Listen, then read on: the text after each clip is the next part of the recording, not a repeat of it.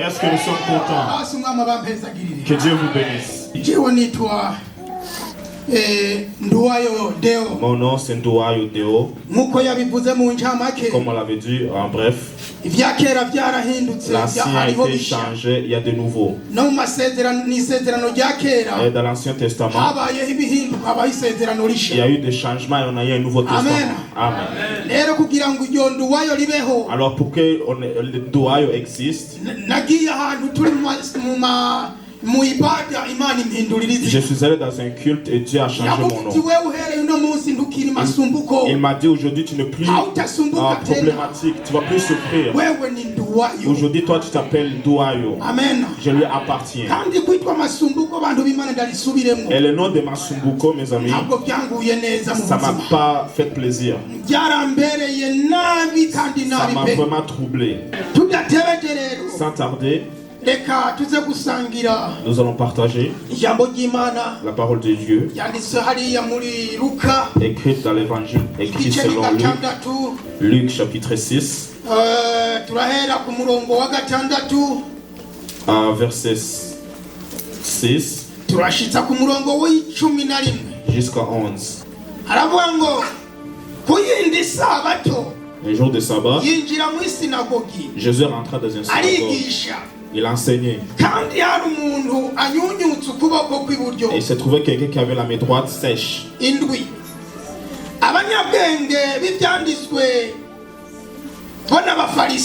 Les intellectuels et les pharisiens, ils sont allés pour voir si Jésus guérit le jour du sabbat, en fait d'avoir un sujet de l'accuser. 8. Et lui, il connaissait leurs pensées. Il dit à cette personne qui avait une main sèche, il lui avait dit,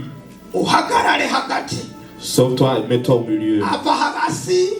Il quitta, il se tient debout. 9. Et Jésus leur dit, je vais vous demander, ce qui est permis, c'est le jour du sabbat ou de faire le mal, sauver quelqu'un ou de la tuer. Et prenant ses regards sur eux, il dit à l'homme, étends ta main. Et il le fit. Et sa main fut guérie. 11. Ils sont remplis de fureur. Ils étaient fâchés. Et ils se sont consultés pour avoir ce qu'ils doivent faire à Jésus. Amen. Amen. Que Dieu soit loué. Pour bien comprendre le contexte, nous devrons lire tout le chapitre 6. Et nous allons demander au lecteur chapitre 6, premier verset jusqu'à 4. Et nous allons bien l'écouter. Sita 1 hadi 4. Ikawa siku ya sabato moja alikuwa akipita katika mashamba. Wanafunzi wake wakawa wakivunja masuke na kuyala pukusa mikononi mwao. Basi baadhi ya Mafarisayo wakawaambia, mbona mnafanya lisilo halali siku ya sabato? Yesu akawajibu akawaambia, hamkulisoma hata hilo alilolifanya Daudi alipokuwa na njaa, yeye na wale waliokuwa nao, jinsi alivyoingia katika nyumba ya Mungu, akaitwa mikate ile ya onyesho, akaila, akawapa na hao wenziwe, ambayo si halali kuila ila kwa makuhani peke yao. Amen. Amen. Amen. Lorsque nous lisons 6e verset, à un autre jour de sabbat, Jésus est rentré dans une synagogue et il enseigne. C'est-à-dire, 7 jours du Shabbat et l'autre jour de sabbat qui était passé, c'est-à-dire il était à un autre endroit. Nous sommes ensemble. Il était à un autre endroit et il n'était pas seul. Il était avec ses disciples. Mais les pharisiens et les intellectuels ou les scribes, parce qu'ils étaient contre lui et ils ne l'aimaient pas. Ils avaient une mauvaise intention à lui. Tranquillement. Ils marchaient avec lui, mais ils ne l'aimaient pas. Là où il était, il était avec ses disciples et ils traversaient. Ils ont passé dans un champ, un endroit où il y a des blés. Il y a des gens qui sont habitués à manger des choses fraîches. Ses disciples passaient et lorsqu'ils les froissaient dans leurs mains, ils l'ont mangé. Mais à cause que les pharisiens et les scribes, ils avaient une autre mission envers Jésus. Ils cherchaient une cause pour qu'on puisse l'attraper, Jésus, et le tuer. Ils l'ont dit, toi Jésus, toi, pourquoi tes disciples ils peuvent arracher du blé et de les prendre, de les froisser et les manger, même si c'est le jour du sabbat? Tu vois pas que c'est une erreur? Alléluia. Amen. Jésus leur répondit. Regardez bien la réponse. Jésus, souvent lorsqu'il répondait, il utilisait les Écritures. Et c'est là où souvent les gens se trompent. Si seulement nous tous, lorsqu'on répondait, on utilisait les Écritures, nous ne serions pas perdus. Même si les Écritures, on les traduit différemment, ils traduisent comme ils veulent. Jésus, pour répondre, il utilise les Écritures. Il les a dit, n'avez-vous pas lu que c'est écrit? Lorsqu'il y a des problèmes, comment réponds-tu? Est-ce que tu utilises tes études pour répondre? Ou tu te fies que tu es un intellectuel? Ou parce que tu te crois glorieux? Apprenez sur Jésus. Jésus l'a utilisé les Écritures. Il les a dit de lire les Écritures. Ça me rappelle les gens de Dieu. Un serviteur de Dieu est allé chez les musulmans. Il est allé faire un débat avec eux. Ils ont fait le débat. Mais on l'a demandé une seule question. En vrai, le serviteur de Dieu on l'a dit, maintenant toi, serviteur de Dieu, va te joindre avec les autres musulmans. Je ne sais pas comment on dit ça. Dépêche-toi. Que Dieu nous pardonne. On a posé une question. Dans ta Bible que toi tu lis, tu crois Jésus et tu l'acceptes. Et il dit oui, je l'accepte. Et j'accepte toutes les Écritures. On lui a dit, montre-nous dans ta Bible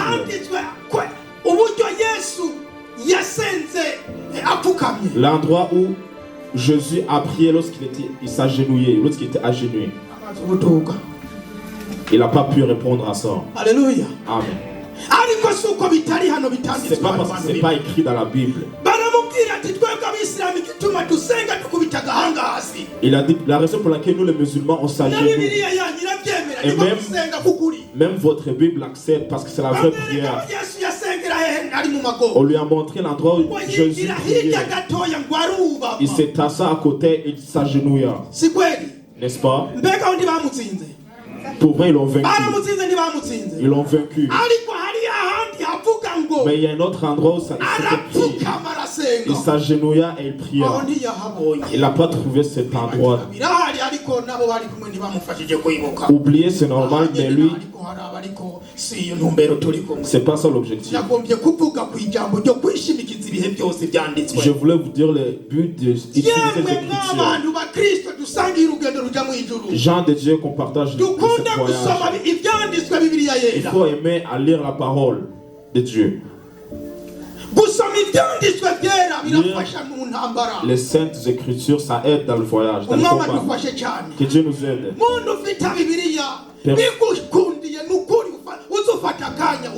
Toi qui as une Bible, il faut prendre le moment et de lire ta Bible. Jésus, lorsqu'il rentra dans un synagogue, il a jeté ses regards. Il a vu quelqu'un qui avait une main sèche. Est-ce qu'il y a quelque part où ça dit que cette personne-là s'est montrée à Jésus? Est-ce que cette personne-là a demandé de l'aide à Jésus? Mais c'est Jésus qui l'avait vu en premier. Il voyait quelqu'un qui avait une main sèche. Ça existe, ce genre de maladie. Sur ce monde, ça existe. Et il faut l'accepter comme ça. Quelqu'un a pu si Dieu dit que je vais t'utiliser comme ça, c'est comme ça. Amen. Amen. Tu ne peux rien changer.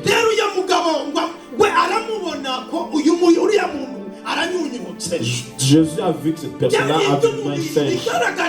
C'était physiquement, ça se voyait. C'était pas de façon spirituelle. On le voyait physiquement qu'il avait une main droite sèche. Amen. Jésus le voit. Les Écritures nous disent.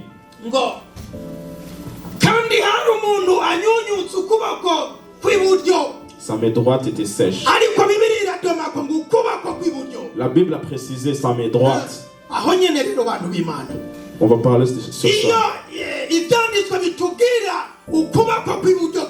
Souvent quand la Bible parle d'une main droite, spirituellement, c'est-à-dire le pouvoir.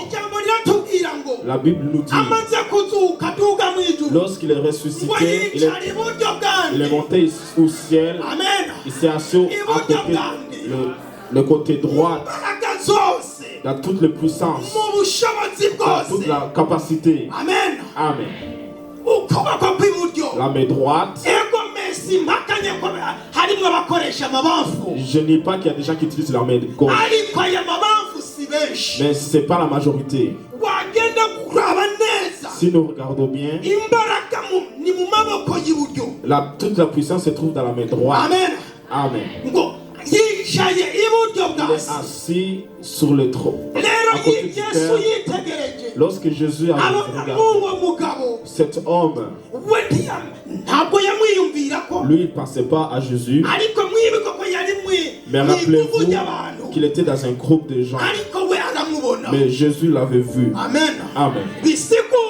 C'est-à-dire, toutes les gens qui ont entré, Jésus les regardait.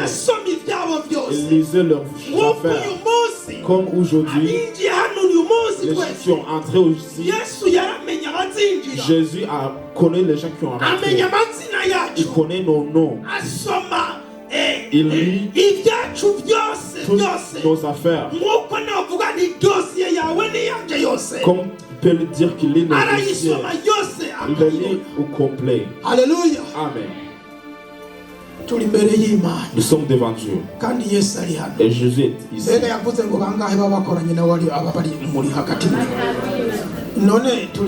Nous sommes combien ici? Amen. Amen. Jésus est ici. Il est rentré. Jésus, lorsqu'il avait vu cet homme, 7e verset, les scribes et les pharisiens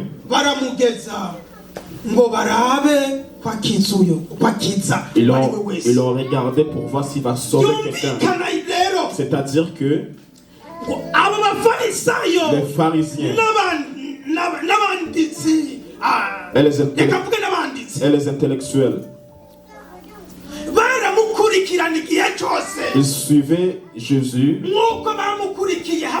comme ils l'ont suivi lorsqu'il était dans le champ avec ses disciples. Lorsqu'il était dans le champ, ils le suivaient. Ce qu'ils voulaient, c'était de voir les façons que Jésus va faire. Ils savaient les œuvres que Jésus faisait. Comme Satan sait les œuvres que toi tu fais. Il connaît ta faiblesse. Il connaît aussi ta puissance. Il y a des choses puissantes que Jésus faisait. Ses enseignements étaient majestueux. Ils étaient différents des autres hommes. En plus qu'il faisait des miracles. En faisant des miracles, ça le faisait de la peine et ça le faisait mal. Et parmi tous ces miracles, rappelez-vous, c'est cette raison qui a fait que Jésus, on l'a tué. Vous vous rappelez le miracle que Jésus a fait le jour où on a décidé de le tuer? Il avait ressuscité Lazare. Tout le monde s'est rassemblé. Tous les pays en entier sont rassemblés pour voir Lazare. Là où les pharisiens et les intellectuels étaient, ils s'étaient remplis dans une église. Vous voyez, les mal ne se fait pas parmi les païens seulement. Mais le pire péché, ça se fait dans l'église. Dans l'église, c'est là où on fait les pires péchés. Ils se sont rassemblés, ils se sont consultés. Avez-vous vu Jésus? On vous a dit de le suivre. Et regardez, il vient de faire quelque chose de miraculeux. Il vient de ressusciter quelqu'un. Et tout le monde va le suivre. Tous les gens que nous avons vont nous quitter. Ils vont le suivre. Et maintenant, on va... Tout est fini. On est détruit. Il vient de vaincre. À la place d'accepter les écritures que Jésus a enseignées, à la place d'accepter les changements ou d'être changé, et de se réjouir dans les miracles que Jésus faisait, parce que ceux que Jésus guérissait,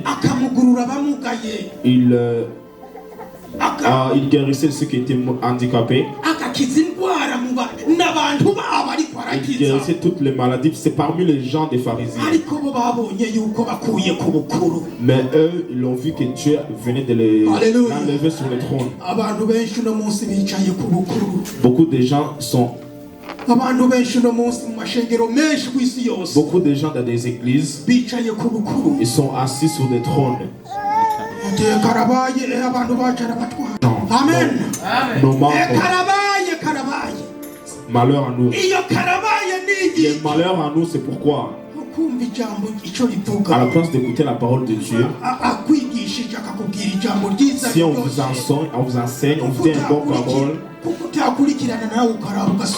pourquoi ne pas suivre avec lui et de regarder ce que tu dois faire? Amen. Amen. Ils ont dit non, aujourd'hui, qu'est-ce qui me reste, parce que tout le monde va les suivre.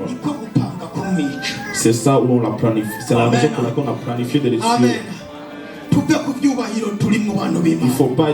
Il faut quitter nos gloires. Il ne faut pas dire que je suis glorieux, je suis honoré. Acceptons ce que la Bible nous enseigne.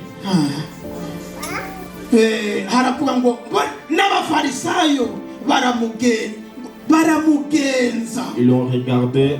Ils l'ont vérifié. Vérifier. estimer. Vérifier ou estimer, c'est de regarder les détails. Vous voyez, lorsque tu aimes quelqu'un, tu l'estimes, tu les vérifies pour qu'il quitte de mauvaises choses, pour qu'il ait des choses bien. Mais lorsque quelqu'un te déteste, il va te suivre lorsque tu es dans les bonnes affaires pour te rentrer dans les mauvaises situations. Toutes les bonnes choses que tu vas faire, ça serait mauvais. Et il va te voir que tu mérites d'être tué. Il va voir que tu es en train de te vanter à lui. Les gens sont dans des compétitions. Mes gens, les gens de moi, ces gens-là m'appartiennent. As-tu des gens que tu possèdes? Qui possède les gens, les humains? Seul Jésus. Nous sommes à Jésus. Nous sommes de Jésus.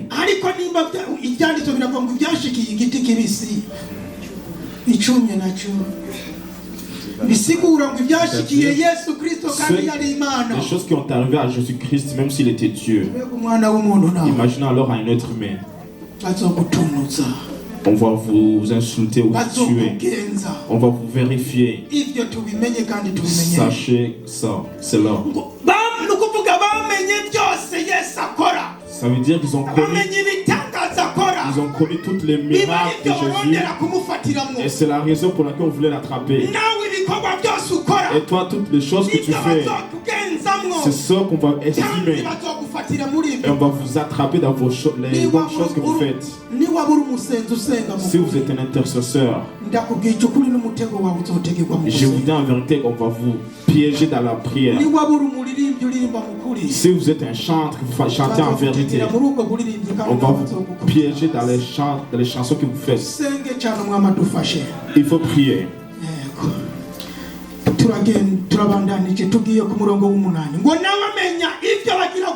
Et Jésus a connu, il connaissait leurs pensées. 8e verset. C'est lui qui va rentrer ici.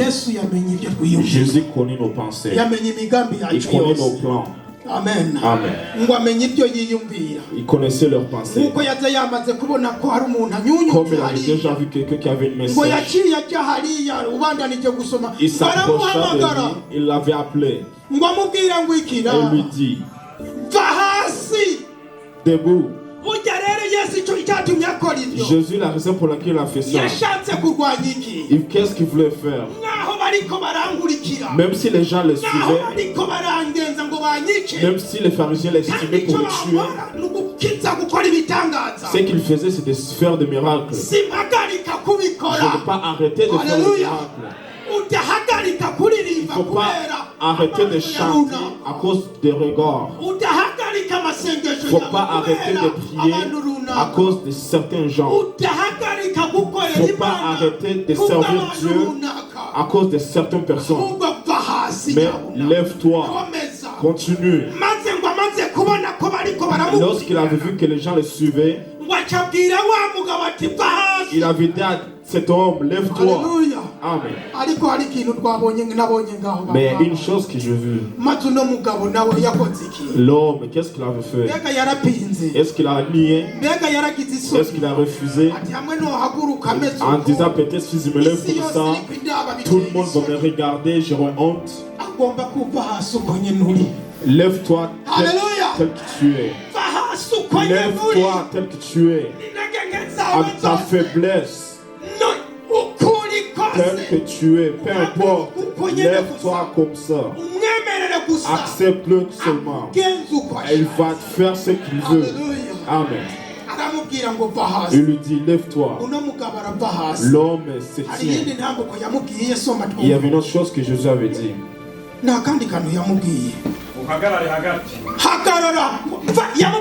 Il avait dit, lève-toi, tiens-toi là, au milieu. Il ne faut pas rester là-bas dans le coin. Il ne faut pas se cacher. Approche-toi ici au milieu. Alléluia. Amen. Et lui, qu'est-ce qu'il avait fait? Il a accepté. Les choses qui nous ont tués, c'est de ne pas accepter.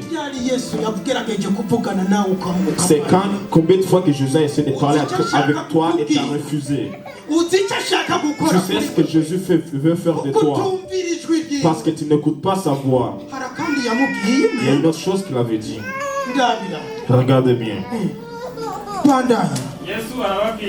Jésus les avait dit.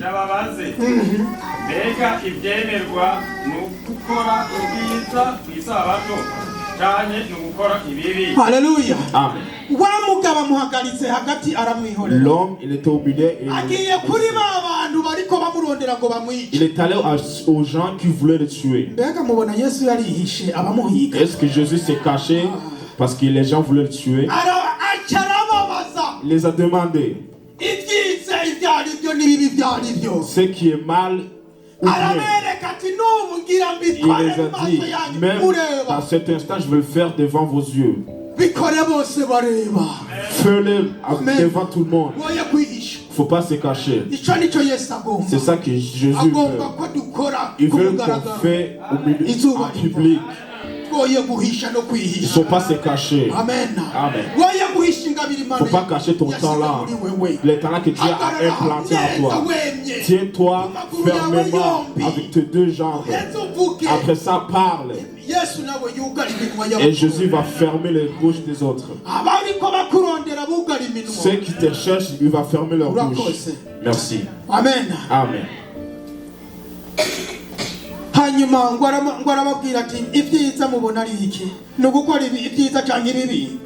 Jésus les avait dit, qu'est-ce qui est bien? De guérir les jours. Verset 10. Alors il promena ses regards. Tous. Est-ce qu'il a regardé à ce moment? Il a promené ses yeux avec tout le monde qui était rassemblé. Comme aujourd'hui, Jésus, il promène ses regards à tout le monde. Ici. Amen. L'homme, il était où? Il était au milieu. Il promena ses regards à tout le monde. Jésus connaît toutes nos affaires. Il a déjà vu nos affaires. Amen. Amen.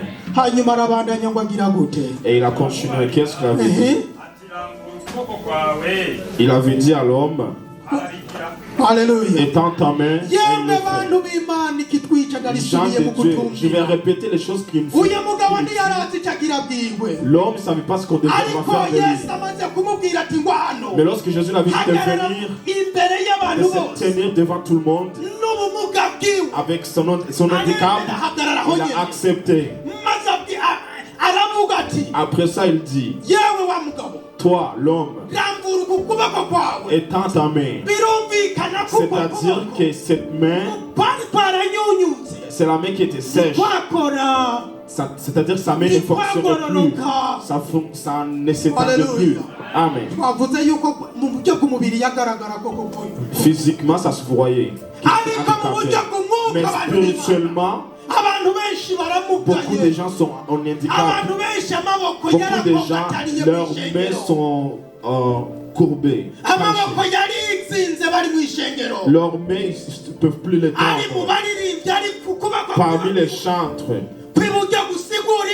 leur main droite, qui veut dire le pouvoir, leur main est déjà courbée, déjà sèche. Est-ce que votre main est sèche? Pensez-vous que l'homme pouvait mettre sa main dans ses poches ou prendre quelque chose dans sa main? Puisque sa main était sèche, pouvait-il prendre dans ses poches, prendre de l'argent ou quelque chose?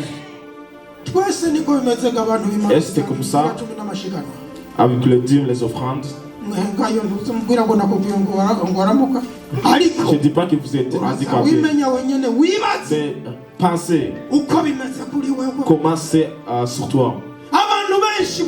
Beaucoup de gens sont handicapés dans l'église. En plus, ils sont dans l'église et sont devant, ils apparaissent devant les gens. Mais leur main droite ne fonctionne plus. Que Dieu nous aide. Leur main droite, il faut qu'elle soit étendue. Et Dieu l'a ordonné. Étends ta main droite. Et l'homme l'a entendu, et l'a accepté, et l'a fait. Et sa main, qu'est-ce qu'il a? Il était guéri. Alléluia. Amen. Gens de Dieu. Je ne sais pas qu'est-ce que vous avez rentré avec. Je ne sais pas vos problèmes que vous avez dans vos vies. Ça se fait que spirituellement vous avez été ou même physiquement devant les gens marchent avec beaucoup de problèmes différents. Plein de situations, de maladies différemment. C'est-à-dire que toi, lève-toi là où tu es, approche-toi au milieu des gens et accepte ce que la Bible te dit. Qui est la parole? Qui est la parole? C'est Jésus. Acceptez ce que la parole vous dit et ayez la foi. Ce qu'il va vous dire au moment où Jésus a ressuscité Lazare, il avait dit à la sœur de Lazare, si tu as la foi, vous allez voir des miracles. Ayons la foi à partir de cette heure et de faire un pas. Lève-toi, tiens-toi, tiens-toi. Tout ce qu'il va te dire, étends ta main et dis, moi aussi aujourd'hui, je vais voir le miracle dans ça et ça. Alléluia. Amen. Et il ne faut pas demander une petite chose. Jésus n'est pas pauvre. Tout est à lui. Tout ce que vous voyez et vous ne voyez pas, ça lui appartient. Amen. Tiens-toi seulement. Dis-le, moi aussi aujourd'hui, ici à cet instant, je veux ça et ça. Alléluia. Amen. Que le roi nous aide. Amen. Et là, j'ai déjà fini. Amen. Et j'ai déjà pensé, les gens de Dieu. Il a appelé l'homme de se tenir devant. Il y avait-il d'autres gens qui attendaient ça? Est-ce que c'était le seul homme qui avait des problèmes? Il y avait une foule de gens. Et souvent, ils suivaient Jésus pour guérir. Et pourquoi il avait fait lever l'homme? Il a promené ses regards parmi les gens. Il n'y aura-t-il pas une autre personne qui va dire moi aussi ça ne marche pas? Amen. Est-ce qu'il aurait dit non parce que c'est cette personne seulement? Jésus est sur l'œuvre. Et si on regarde, personne d'autre ne s'est levé. Tout le monde était silencieux. Et je vous demandais, même si aujourd'hui, sois pas comme les gens qui étaient silencieux, ils ont gardé leurs problèmes. Aujourd'hui, dis-toi, moi aussi, je veux. Un chantre avait dit, là où tu vas visiter les autres, moi aussi, il ne faut pas me laisser. J'ai fini. Qui veut être semblable à cet homme pour guérir?